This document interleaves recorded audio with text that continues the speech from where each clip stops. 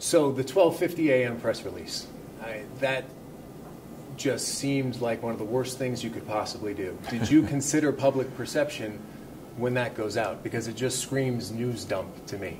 Yeah, well, we're a little smarter than thinking in today's world there's any such thing as a news dump. I mean, that's almost a little offensive that we would be that naive.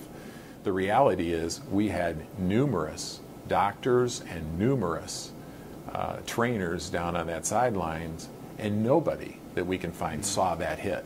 It was on the far end of the field.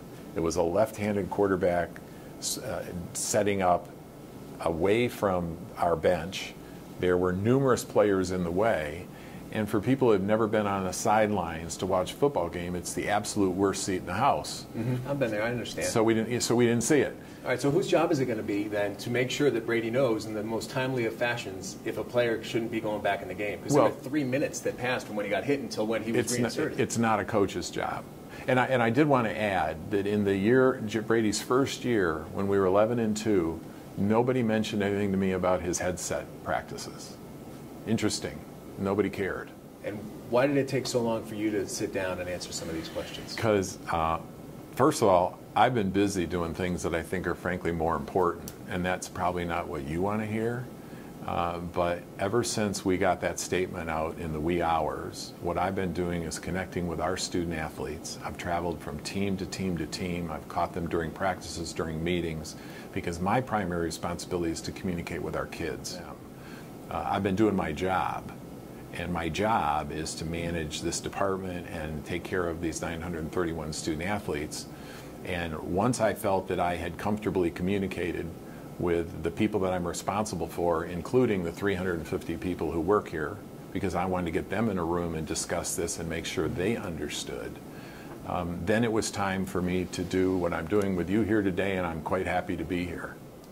You know better than anyone else that in this sport, when things are tough, the vultures start circling. Really? And people are calling for Brady Hoke's job. God, I didn't know that. How responsible do you feel for some of the negative press that the University of Michigan has gotten over the last year? I'm responsible for everything that happens at this department because I'm the leader of Michigan athletics. And so if a mistake occurs on my watch, I'm responsible. And we have made mistakes, and I'm sad to inform you, probably at some point in the future we're going to make mistakes again.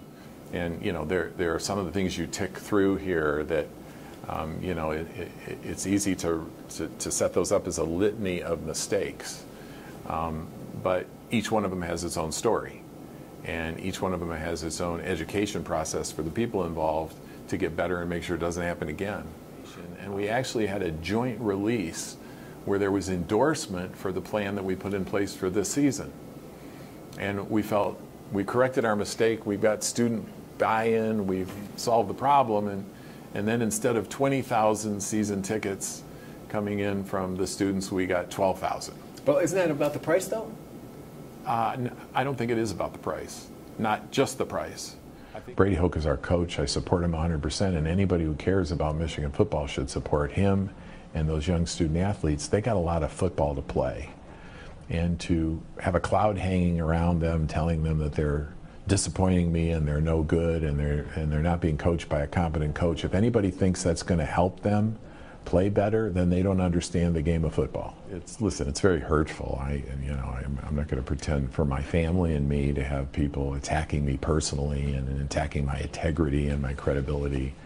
You know, I've worked a lot of years in a lot of jobs of leadership, and that's not really what I envisioned when I came back to serve my university. It's hard for me to conclude that he's forgotten how to coach, or he doesn't know how to coach, right, or he doesn't know how to win. It's hard for me to get to that conclusion. And I know people are upset because we've underperformed, and I know people are upset because they want us to win every game, and the expectations are so high, but I have to be a little bit more measured and a little bit more rational than that. And so Have you questioned your choice of Brady Hoke as Michigan's football coach? No. I mean, we're into year 4, and the drum beats are loud out there. You have not wavered one bit. There's drum beats all over the country. Here's what I've learned recently in the world of communication releases. You better have all your ducks in a row, because if you're put a self-imposed deadline to get information out because everybody wants information, and God forbid you send it out and it's wrong, or it's not complete, or you've misstated something, the hell you pay for that is not worth it. Keeping in mind that I think one of the unfair criticisms about our efforts to change, people have oftentimes tried to tie it to money. It had nothing to do with money.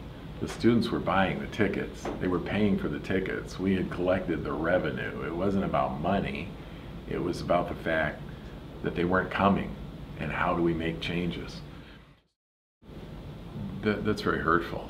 I mean, anybody who thinks that they want groups to gather with the topic being criticism and sometimes very personal attacks on the work and the job that you're attempting to do, it's hurtful. It's hurtful to me. It's hurtful to my family. I'm not tone deaf.